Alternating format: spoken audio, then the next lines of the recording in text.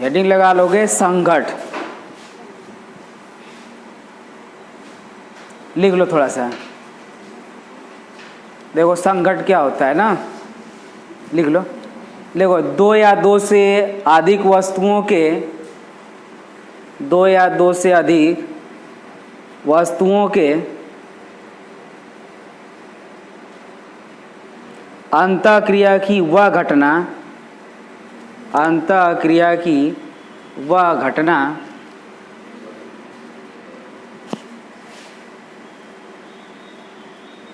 जिसमें घटना के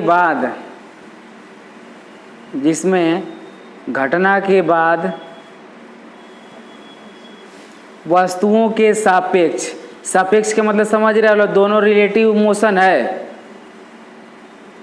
घटना के बाद वस्तुओं के सापेक्ष वेग, सापेक्ष वेग व पथ में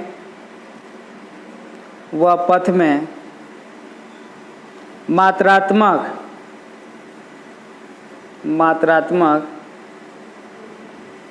मतलब उसका वेग भी बदल जाएगा और उसका पथ भी बदल जाएगा, परिवर्तन हो जाए, परिवर्तन हो जाए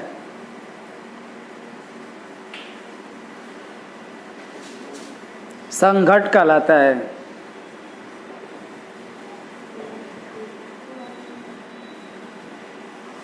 हो गया। देखो दो या दो से अधिक वस्तुओं को, दो या दो से अधिक वस्तुओं की अंतःक्रिया मतलब कि वह घटना, जिसे यहाँ पे समझना, जिसे कोई भी आएगा वस्तु तो टकराएगा, एक इधर से आ रहा है और एक इधर से आ रहा है, तो झटके से एक के बार में अंतःक्रिया होगी। जब से माला इसको में टकराया तो अब देखो क्रिया जो होगी वो टक्कर खाने के बाद, टक्कर खाने के बाद थोड़ा सा ऊपर की ओर इससे समझना, टक्कर खाने के बाद अब ऐसा नहीं कि टक्कर खाएगी, कई बार गाड़ी आएगी मारेगी चली जाएगी ना, तो जो हाई टक्कर खा गया तो अंतःक्रिया की वह घटना जिसमें वस्तु के जो सापेक्ष वेग है, जो ये रिलेटिव मोशन है या रिलेटिव वेलासिटी है, कह सकते हैं ना, रिलेटिव वेलासिटी मतलब सापेक्ष वेग या सापेक्षिक चाल पढ़ाए हैं, रिलेटिव मोशन या सापेक्ष गति मतलब दोनों के एक दूसरे के सापेक्ष क्या कर रहा है, गति कर रहा है, ठीक है। तो इनके गति में और इनके पथ में, यानी इनके वेग में और इनके पथ में जो मात्रात्मक परिवर्तन होता है वही क्या कहलाता है, संघट, ठीक है ना।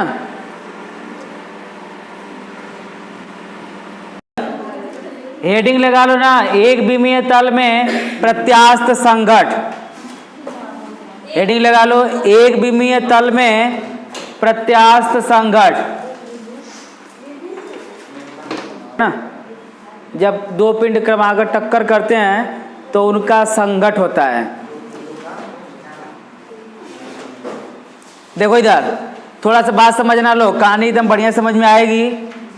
देखो इधर संघट मतलब संघट क्या होगा, देखो इधर दो वस्तुएं जाती होंगी, बढ़िया से खाते पीते नहाते धोते, दोनों में आपस में टकरार होगा। बतिया हमारी सुन रहे हो सब, पहले कहानी है तो समझो सब। दो वस्तुएं जाती होंगी, प्रारंभिक वेग u1 और u2 से, मतलब दो वस्तुएं रहेंगे तो पहले वस्तु का द्रव्यमान m1, दूसरे का m2, और पहले का वेग u1 और दूसरे का वेग u2, हो गया ना। संघट हो जाएगा मतलब दोनों जब आपस में टकरा जाएंगी तो दोनों का वेग बदल जाएगा, पहले का वेग हो जाएगा टक्कर के बाद वेग v1 और दूसरे का वेग हो जाएगा टक्कर के बाद वेग v2। लेकिन एक बात ध्यान देना, द्रव्यमान का मान कब बदलता नहीं है, ठीक है ना। देखो इधर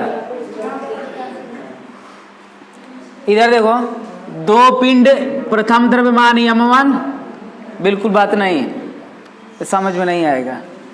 देखो इधर दो पिंड होंगे, एक तो होगा m1, इसका वेग मान लो क्या प्रारंभिक u1, दूसरा का पिंड मान लो m2, इसका वेग बताओ क्या होगा u2। दोनों आपस में खाते पीते जा रहे हैं, बीच में लड़ाई झगड़ा होगा तो दोनों आपस में क्या हो जाएंगे, टकरा जाएंगे, टकरा जाएंगे ना। टकराने के बाद, लड़ाई झगड़ा करने के बाद इसका वेग हो जाएगा v1 और इसका वेग हो जाएगा v2। मतलब m1 द्रव्यमान के पिंड का वेग हो जाएगा v1 और m2 द्रव्यमान के पिंड का वेग हो जाएगा, क्या हो जाएगा, v2 हो जाएगा ना। देखो इधर, तो टक्कर के बाद बताओ m1 द्रव्यमान का पिंड का वेग हो जाएगा v1 और m2 द्रव्यमान के पिंड का वेग हो जाएगा v2। m2 द्रव्यमान के वेग का हो जाएगा बताओ कितना, v2 हो गया ना। अब देखो इधर, ये था संघट के पूर्व, तो यहाँ पर लिखोगे संघट के पूर्व और यहाँ पर लिखोगे संघट, लिखोगे ना। मतलब यहाँ पे इस स्थिति में क्या हुआ है, संघट हुआ है, और ये संघट के बाद की स्थिति है, संघट के बाद, हो गया ना। देखो इधर आराम समझो, हम कह सकते हैं कि संवेग संरक्षण का सिद्धांत बताओ क्या होता है। टक्कर के पूर्व का संवेग और टक्कर के बाद का संवेग बताओ क्या होता है, बराबर होता है। या हम ये भी कह सकते हैं कि ऊर्जा संरक्षण के नियमानुसार ऊर्जा न तो उत्पन्न की जा सकती है और न ही नष्ट की जा सकती है।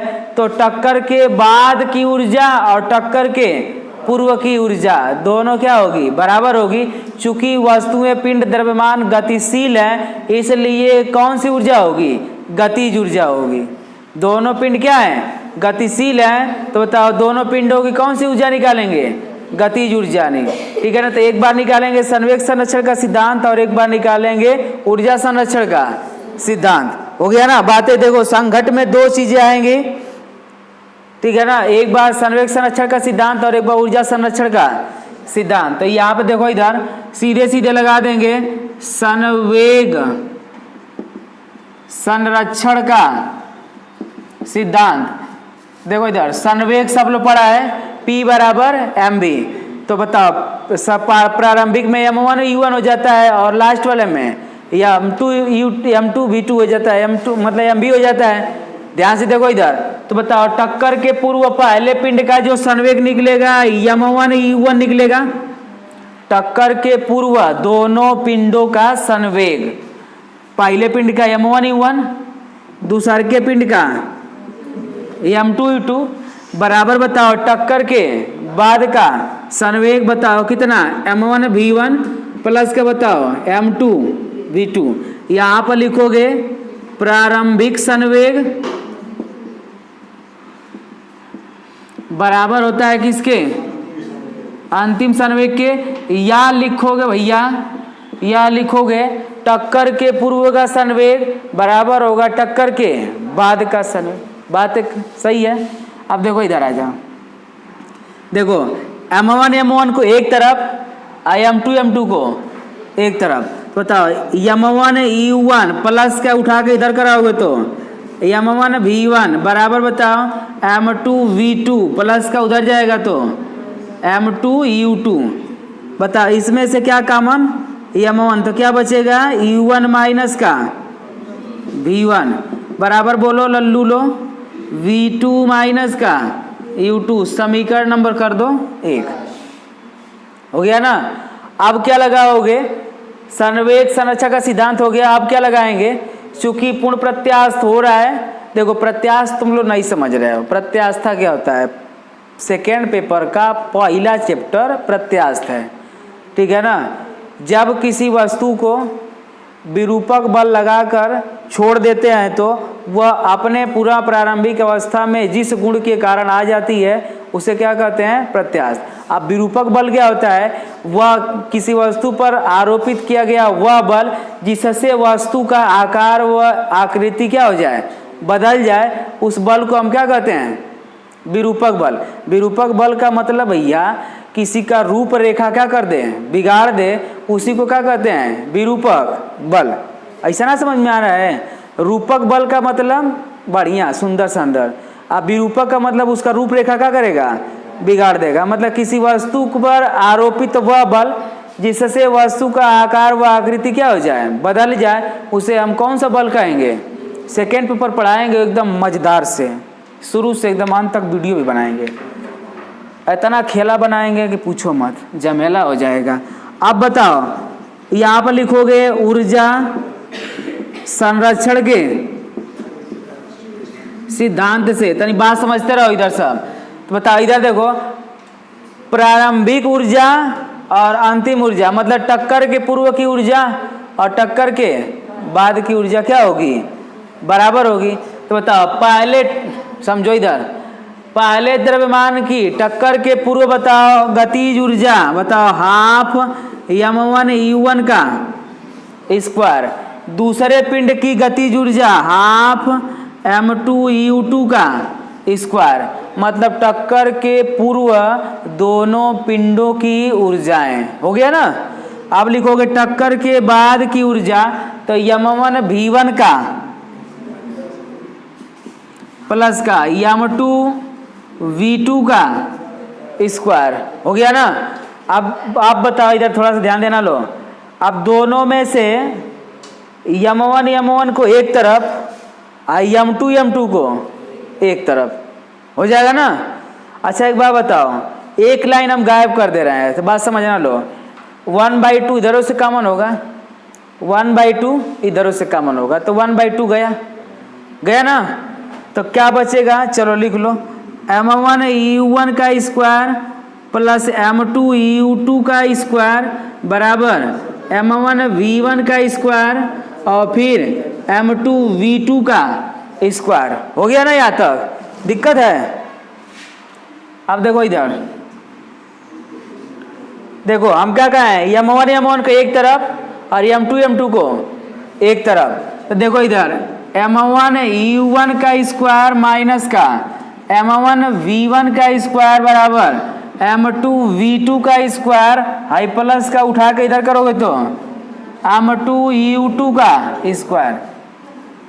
देखो इधर दोनों में से कॉमन हो जाएगा m1, तो क्या बचेगा u1 का स्क्वायर माइनस का बता दो कितना v1 का,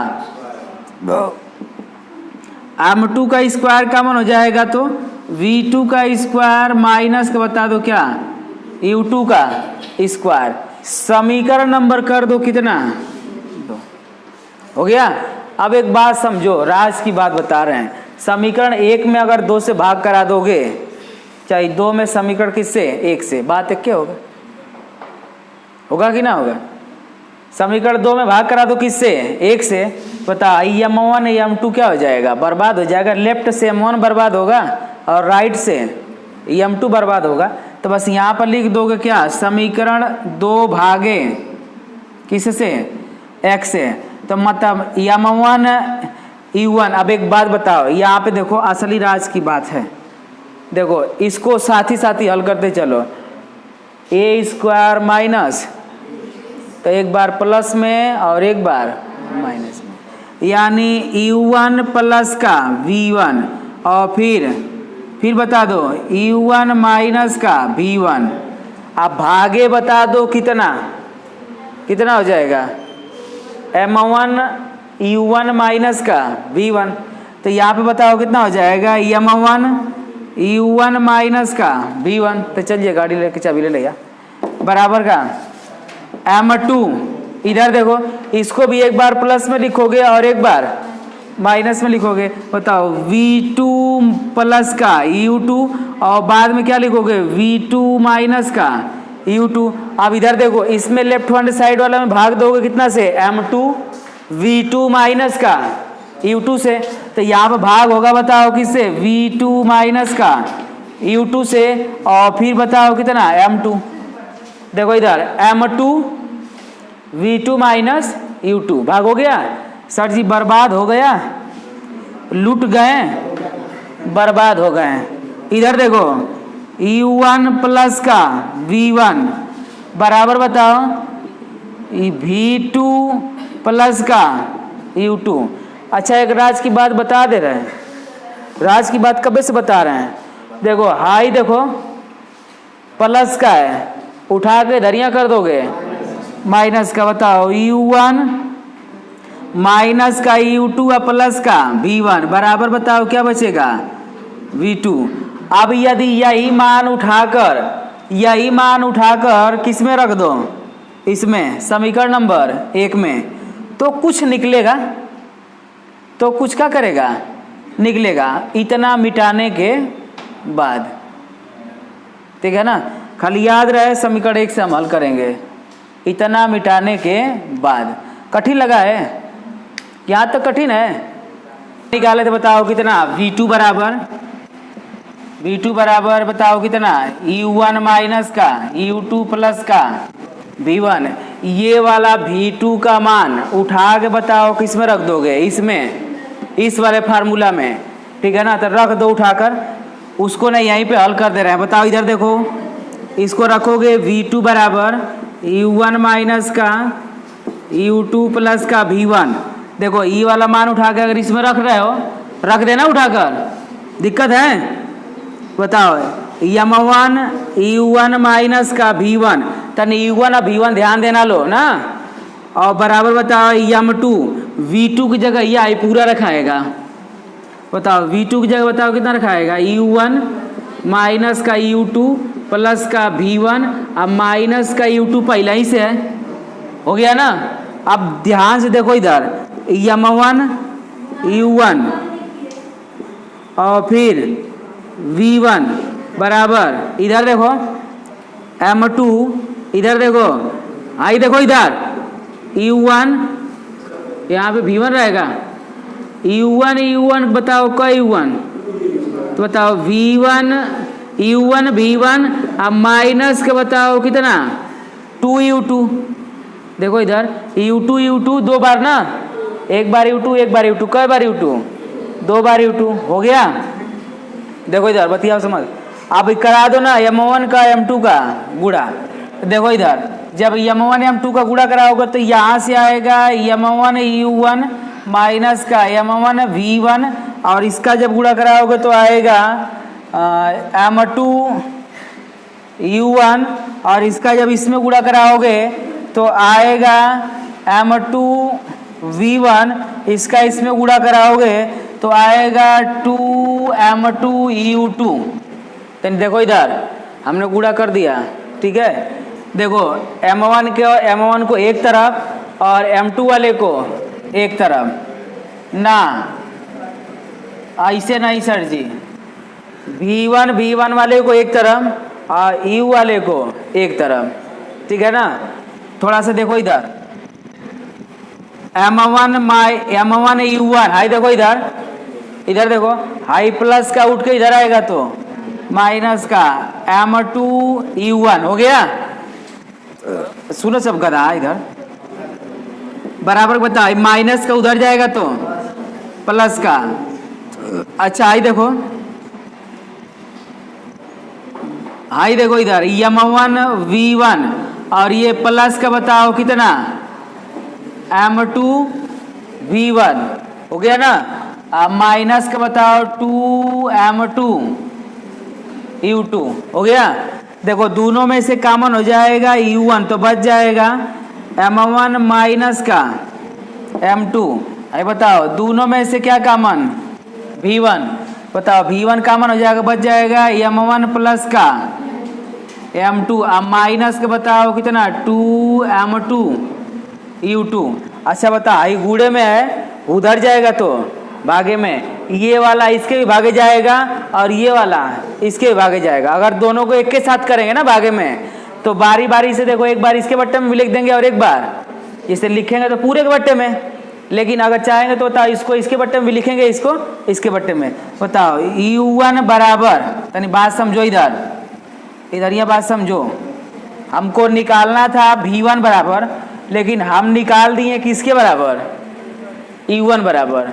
हमको निकालना था किसके बराबर, V1 बराबर, लेकिन निकाल दिए किसके बराबर। 1 मिनट बदल लेंगे, कोनो दिक्कत नहीं होगा। देखो इधर हाई माइनस का है, उठा के इधर करोगे तो हाई माइनस का उठा के इधर करोगे तो प्लस का, तो देखो इन दोनों में से कॉमन हो जाएगा M1, तो बच जाएगा M1 माइनस का M2, हाई माइनस का उठ के इधर आएगा तो प्लस का 2M2 U2। अब बराबर इन दोनों में से कॉमन हो जाएगा M1, तो बताओ क्या बचेगा, अरे V1 कॉमन हो जाएगा तो क्या बचेगा M1 प्लस का m2। अब देखो आई गुड़े में इधर आएगा तो भागे में, बतिया रहे हो सब, गुड़े में इधर आएगा तो भागे में, यानी बताओ v1 बराबर बताओ कितना आएगा, m1 u1। ये देखो, ये देखो इधर देखो, दोनों में से कॉमन u1 ना, तो m1 माइनस का m2 हो गया ना, तो आई गुड़े में इधर आएगा तो भागे में बताओ कितना होगा, u1 m1 माइनस का m2 भागे बताओ m1 प्लस का m2। देखो इसको इसके भागे में भी करेंगे और इसको इसके भागे में भी करेंगे, प्लस का 2m2 u2 भागे बताओ m1 प्लस का m2। ये क्या हो गया, किसका मान, v1 का मान। अब तनी बात समझो इधर, ये किसका मान हो गया, v1 का। अब एक काम तुम लोग स्वयं करोगे, जहाँ पे देखो इधर, यहाँ पे हम निकाले थे किसका मान, v2 का, तो आया किसका, v1 का। अगर यहाँ से इन सभी को इधर भेज दोगे तो किसका मान निकलेगा, v2 का निकलेगा ना, सेम टू सेम इसी तरह आएगा।